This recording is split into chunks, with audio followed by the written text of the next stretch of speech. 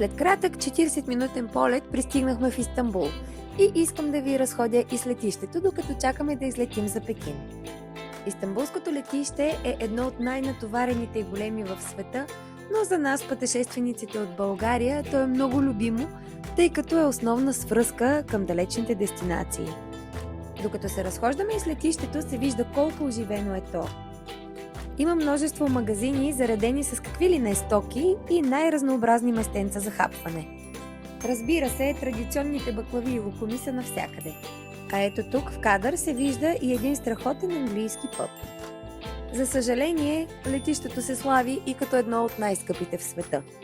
Като за сравнение, например тук малка наливна бира струва 8 евро, средна от 330 мл 11 евро и голяма бира от 500 мл 15 евро. На летището има и безплатен интернет за 1 час, като получавате код за достъп след сканиране на паспорта. Около информационните табла винаги има голямо струпване на хора, най-разнообразни одежди, цветове и говорещи най-различни езици. Абсолютен микс от култури, който на мен страшно много ми допада. Харесвам тази атмосфера преди пътуване, тъй като тя е една прелюдия към това, което предстои. Много е забавно и в дамската тоалетна, където е пълно с жени, облечени в всевъзможни дрехи, които се преобличат, поправят грима си или пък правят своята вечерна рутина преди дългите нощни полети. Но разбира се, в тоалетната няма да снимам. Но говорейки за тоалетната, има още нещо любопитно тук. Близост до тоалетните се намират малки молитвени храмове, тъй като летището е основен хъб между Близкия изток и Европа.